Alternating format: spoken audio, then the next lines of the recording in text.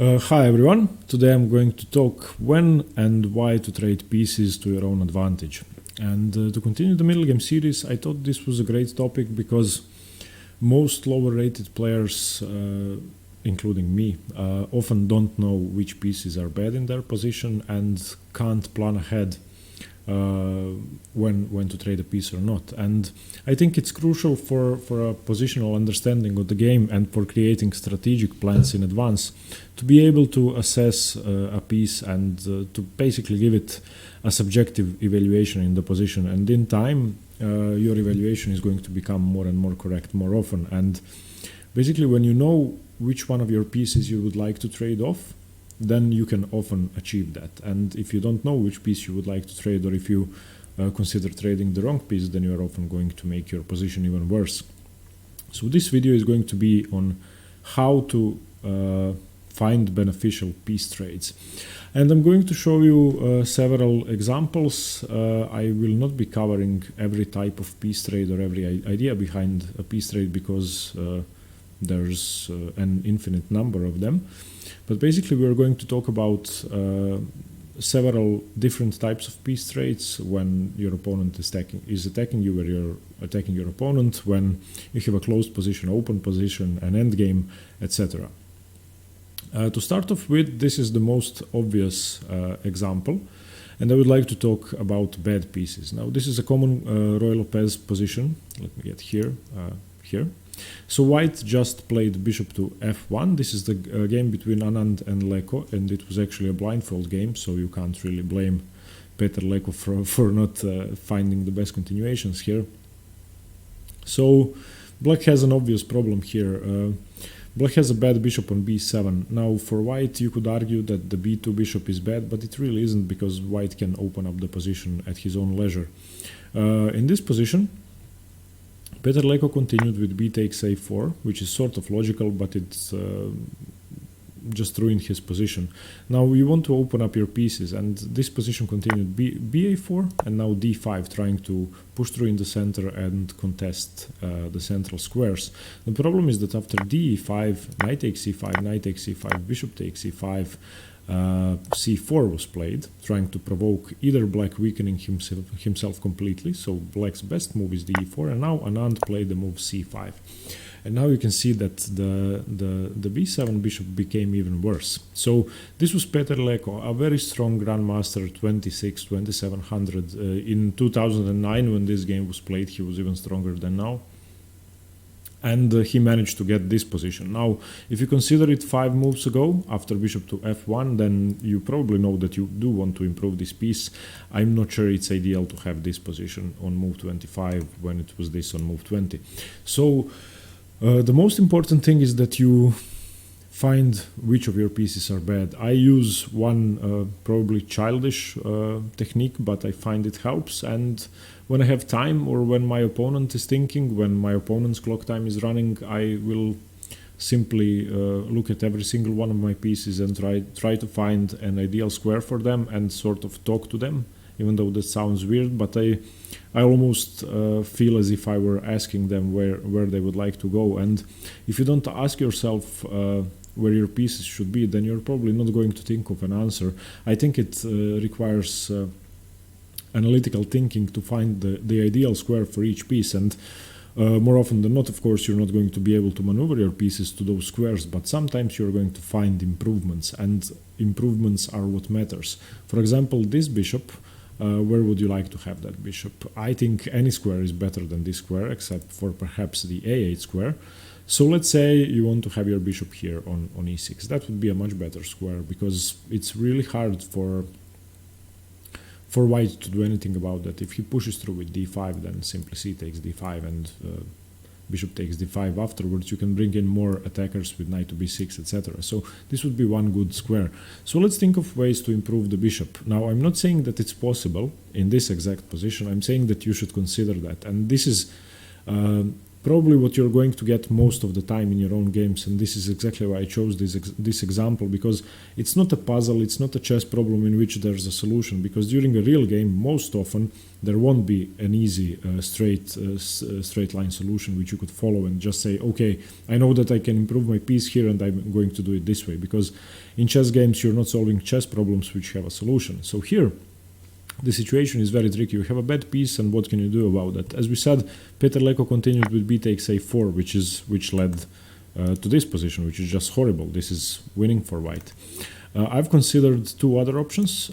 After bishop to f1, I've considered the move knight to f4, which seems aggressive, which is a common plan in the Roy Lopez for black. And now after e takes b5, a takes b5, a takes b5, still have the same problem. So we haven't really done anything about it. So you've managed to improve one piece, and you're going to try to solve this problem later on. Now, it's clear that if white continues with a move such as b4, it's going to become much harder at some point if this knight moves. And white can also aim for the plan of c4, c5 as he did before, and since the c5 square is defended by the queen, it can actually work. So another thing I was considering here was after the move bishop to f1 for black to play c5 immediately, and this fails, of course. Opening up the bishop immediately just fails, because white can either play d5, closing down the position, or white can play d takes e5, which is perhaps even better. And after knight takes a b, bishop b, knight f3, you can see that black has lost a pawn. And after d5, let's say queen to b6, which is probably the best move, the bishop is completely dead. So I was looking at one other option. Let's say Leko continues as he did in the game. B takes a4, b takes a4. And here in this position he played the move d5. I was looking at the move a5. And this move has a fairly simple idea, that you want to trade off the f1 bishop, which is a perfect defender in white's position, for your inactive b7 bishop, and your plan is simply to play bishop to a6. Now, after rook b1, rook b8, bishop a3, this is not ideal and you're creating weaknesses, and white now almost has control over the b file. But if you manage to get bishop to a6 in and trade off the piece, you've accomplished your goal. And once again, I'm not saying that this is correct way to play this position, but this is the type of thinking you are going to need to have during a game, and these ideas should be running through your mind. After bishop to f1, of course, you won't spend 45 minutes thinking of how to improve your piece, but you need to have this piece in mind, and you know that you want to trade it off because it's your worst piece on the board. So this would be the first example, because I think this is what's going to happen in your games more often than any straightforward tactical or strategic problems, which you are going to be able to solve as if they were from a textbook.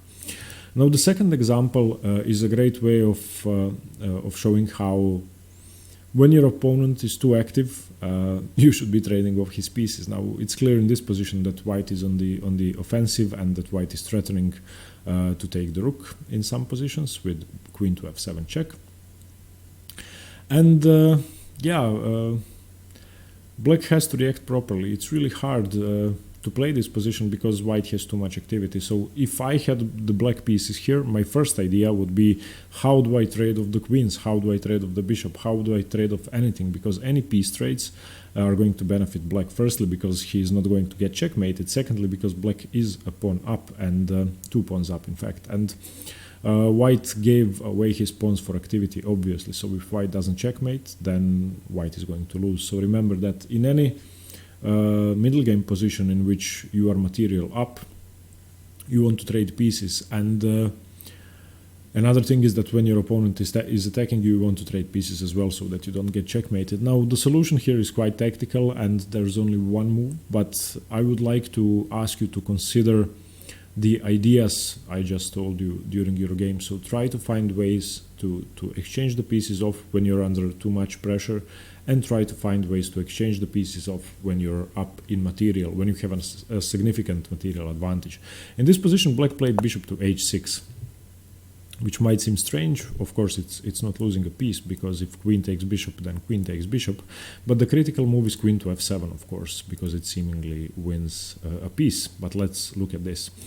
Queen to f7 check, king to d7, and now rook to d1 was played. White can also win a queen this way.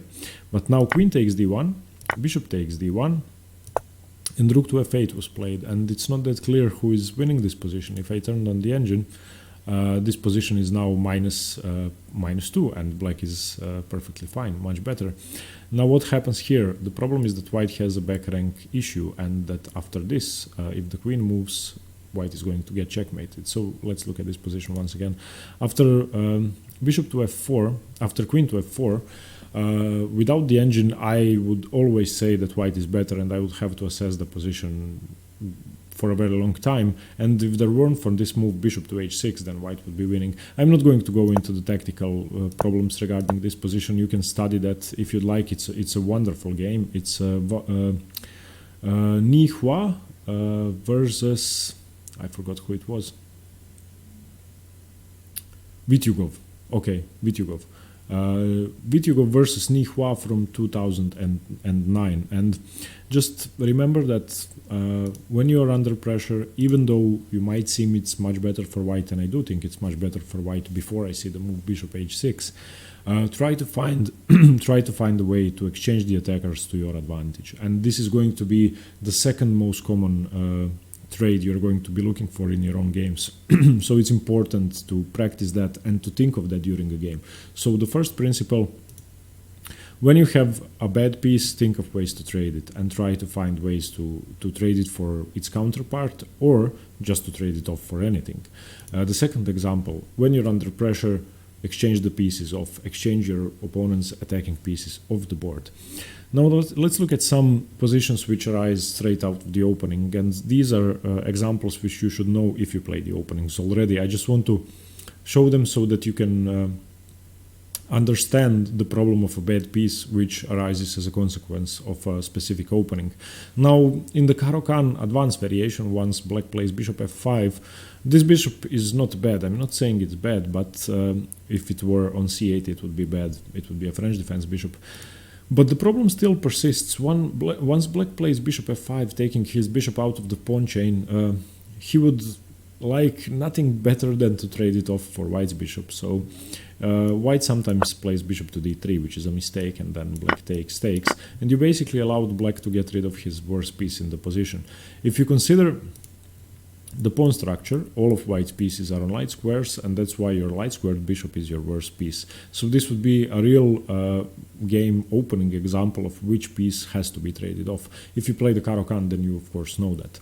Let's look at another example. This is the advanced French, and it's obvious that you want to get rid of the French defense bishop. Now, opening theory is going to teach you how to do that. I'm using the opening examples to ease up learning how to do that in the middle game. In the opening, of course, people have thought about it for more than 100 years, and there are several ways to get rid of this bishop or to utilize this bishop, so it's already been resolved. So if you play the French, check that out, check out the theory. The problem is that during a middle game, if you get a position like this, where you have an obviously bad piece, such as the French defense bishop on c8, or in this case on d7, there's no opening book which is going to teach you how to trade it off, and there is no rule how to behave when you have a piece like that. So I would like to propose one strategy, and the strategy is that you behave as if it were an opening. Try to assess the position analytically, and once you spot a bad piece, try to compare the patterns you have in your head from the openings you play. So if you play the French defense and you get a position in which one of your pieces is locked down behind its own pawns, then you can use your knowledge, which involves getting rid of your bad French defense bishop, to resolve the issue you have over the board as well. So try to think of the openings you play, find the weak pieces in the openings you play, and then try to use that pattern recognition knowledge to improve your middle game play and to improve your middle game piece trades.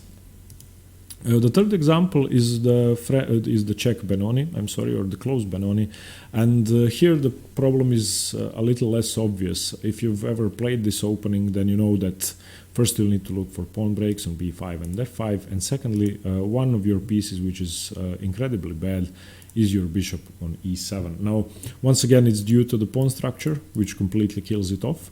So black would like nothing better than to trade this bishop off. Let's say an ideal situation arises, and let's say black plays this, white plays bishop to g5, Black plays knight to e8 and white takes. Now this position is now perfect for black because black is looking forward to his f5 break and he got rid of his worst piece. So in positions like this, out of the opening, once again, you can use your knowledge without having to think about it too much. Once you play e6 after e4, going into the French defense, you start playing the opening knowing that you are going to have a bad bishop, and you already have solutions for that. The problem is that during a middle game, you don't have that knowledge in your head. So try to think of ways to utilize your opening knowledge. The next example is very obvious, and this is a situation which is going to occur in a lot of your games, and this is probably the third most common piece trade which you are going to desire during a game, and this is having a bad minor piece. And in this position, it's quite obvious that black's dark squared bishop on e5 is far superior to the knight on c2. And which squares does the knight have? It can't go to e3, it can't go to d4, it can go to a3 or to b4, but those squares are irrelevant, same as e1 and a1. So the knight is, I would say, a lot worse than the bishop. Now, how does that impact the position? Well, firstly, black is controlling a lot of key squares, and black can control the position more easily. And if any further exchanges happen, let's say they exchange the rooks, then the difference between piece activity is going to be amplified even more. So white's main plan in this position should be, how do I trade off my knight for the bishop? Once again, this is a real game example. This is Kalantar Petrosyan from 48, and white didn't manage, white lost the game. So more often than not in real games, once you get a position this bad and the piece this bad, it's going to be too late. I want you to use this example and examples like this to try and anticipate whether your bishop or your knight is going to be worse than the opponent's minor piece. And a good example is the Sicilian position after e5, where you have good knight versus bad bishop. If black is left with his bishop on e7, then the position is almost completely winning for white when the bishop is on e7 and the knight is on d5. So there are several opening positions when you can where you can see those examples.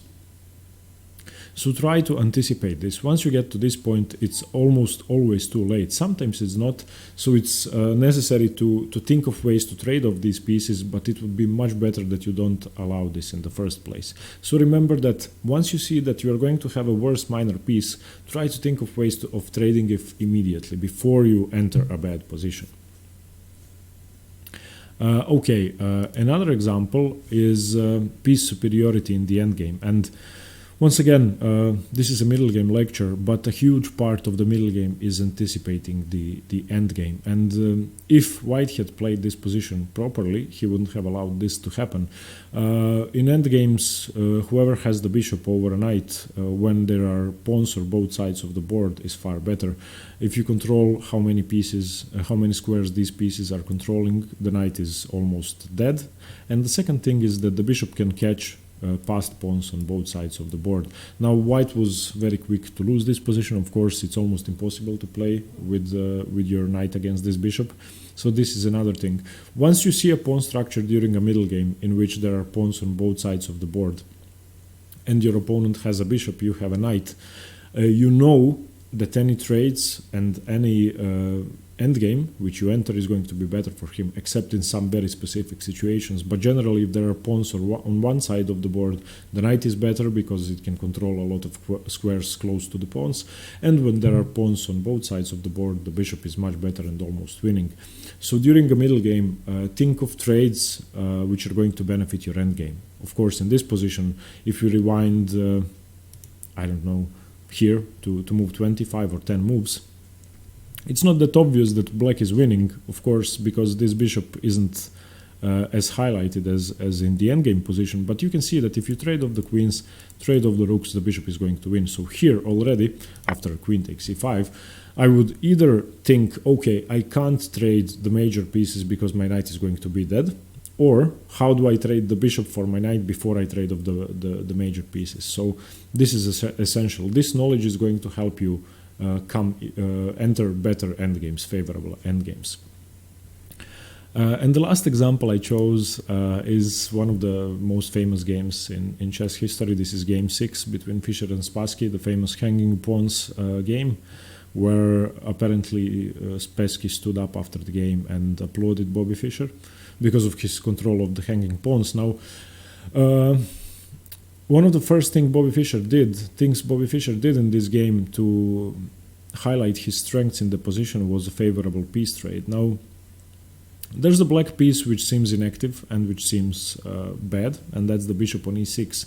And even though it seems to be replacing a pawn on e6 and not doing much, Bobby Fischer still played knight to d4, forcing an exchange of this bishop. And now after queen to f8, knight takes e6, f takes e6, he had a very strong idea in mind. After the move e4, which is probably the best move of the game, and I'm not going to go into this much. I'm not going to into details on this game. You can find it on YouTube. There are several analyses. And d4, which is the best move. Of course, black doesn't want to take. Now the move f4 means that bishop c4 is going to be so strong that black can hardly control that. So after queen e7, e5, preparing the weakness, rook to b8, bishop to c4, which minor piece do you think is better now? And I really can't express my surprise with this game. And this was one of the first chess games I ever analyzed, and I loved Bobby Fischer's idea. And behind the idea is a simple piece trade. And if Bobby Fischer hadn't conceived trading this bad bishop for this great knight, then none of what happened later would have been possible. So I know this idea is quite advanced, and you're not going to be playing like Bobby Fischer, and of course finding ideas like this is going to be hard, but you can find ideas similar to this. Always consider trading pieces when it benefits you and when it fits into your plan. If your plan is with white here, which was Bobby Fischer's plan, to play the move e4 and then to put your bishop on c4 and to create an obvious weakness on the e6 square, then of course trading of the bishop makes a lot of sense. But I wish I could use 100 more examples to show you this. Try to think of ways in which you can cause problems for your opponent with trading pieces. Even though, look at trades which are not obvious too. And this bishop is obviously a bad piece when you look at it visually, but sometimes you can find a favorable piece trade with your opponent's bad pieces as well. I hope this lecture helped. I hope it wasn't too complicated and that I gave enough examples.